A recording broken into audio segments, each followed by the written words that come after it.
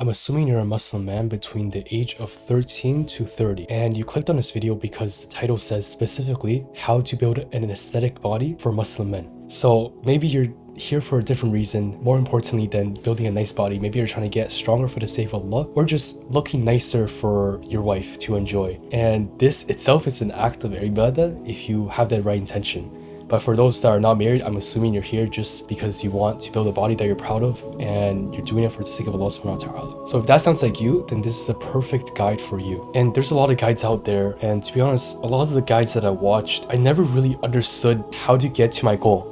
So I've done my research and I've made it easy for you guys. I've put together to be the most simple and raw guide there is. And I want you to start off by saying, what is the point of building a nice body and putting this much effort if you're not getting the rewards of Allah subhanahu wa ta'ala? So make sure you have some intention that you're doing it for the sake of Allah subhanahu wa ta'ala. That's it. And so let's get into it. So I'm going to go through testosterone, the aesthetic muscles, and diet.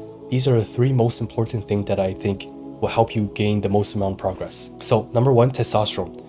The reason why I mentioned testosterone first is because let's say you have very little testosterone versus someone who has very high testosterone. Who do you think is going to build more muscle? Assuming that they're eating the same, they're doing everything the same, who do you think is going to build more muscle? The one with little testosterone or the one with more testosterone? Of course, the one with more testosterone is going to gain more muscle, right? Over time. So if your testosterone is low, then don't assume that you're going to make a lot of progress in the way that you imagine. So that's why I put this as number one. I'll go through the basics of how to increase your testosterone first, and then I'll go into the things that you can actually make progress more in. Number one is sleep. Everyone knows sleep, so you should get at least 7 to 9 hours of sleep every single night. And some ways to help you sleep better is no screens 1 to 2 hours before bed. And number two is do some light activities before bed, like reading Quran, especially Surah Al-Mulk. It'll protect you from the grave, inshallah. And the reason why I put sleep as the basics is because at a certain point you can't progress anymore with your sleep unless you spend money on it. So just the general rule, sleep 7 to 9 hours a day, and before bed do as little things as you can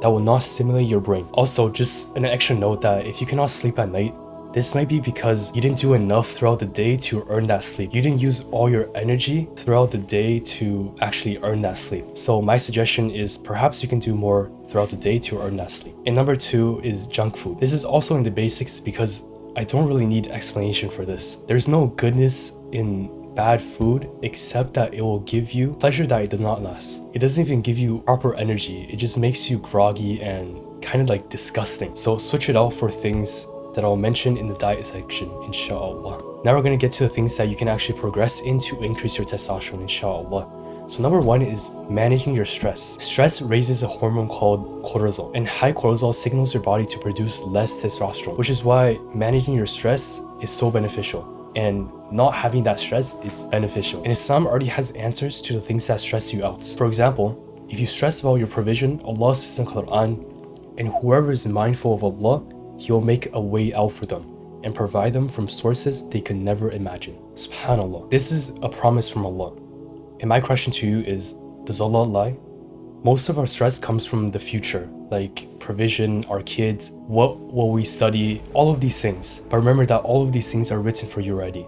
So why worry? Number two is 6 times 10. This is a workout specifically to increase your testosterone by a lot. And it is to pick a compound exercise like bench press or deadlift and do 6 sets of 10 reps to 80% of your 1 rep max. So meaning, if I'm doing this workout, let's say I pick bench press, I pick a weight that I specifically can do for 10 reps at 80% of my strength for each set. And now it's okay for you to decrease the weight as you're doing it, because once you're doing 80% of each set, you're gonna get tired. So it's okay to decrease the weight so that you're able to hit that 80% consistently. And that's usually what I will do. And you can do this once a week and that will be beneficial for you, inshallah. And just a quick plug, I teach all of this in my community. This community is only for serious Muslims who want to improve themselves only. We cover seeking knowledge, physical health, mental health, deen, productivity, and soon one-on-one coaching by just booking a call with me. This is only for people that are in my community. So that's the first link in the description, inshallah.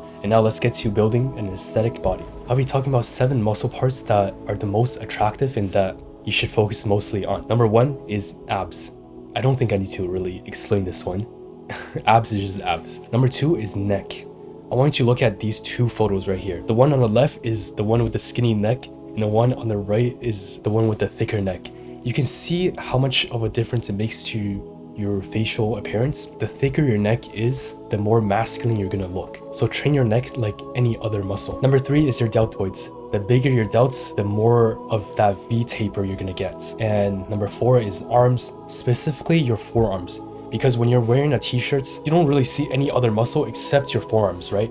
So your forearms is what's gonna make you look big. And number 5, this is 3 body parts, which is the back, chest, and legs. I think these are pretty self-explanatory, and the main thing that you should focus on is do not skip leg day, because you could have a big Dorito back, big arms, but your legs look skinny. It's gonna look really, really weird. So make sure to not skip leg day. And now I'm gonna put my workout split on the screen right now for you guys to see, so you can just screenshot these and copy. And lastly, it's diet. In order to build muscle, you need to be eating at a surplus, meaning bulking. So you can look at a calorie calculator and then see how much your maintenance calorie is, and then just eating around 300 to 500 above that. If none of this makes sense to you, just look at a calorie calculator and it should all make sense, inshallah. None of these actions will matter unless you do it consistently. So be consistent with these actions and inshallah you'll see progress. And again, if you want a community full of people that are trying to improve themselves, specifically Muslims who are serious about improving themselves, then the first link in the description is right there, inshallah.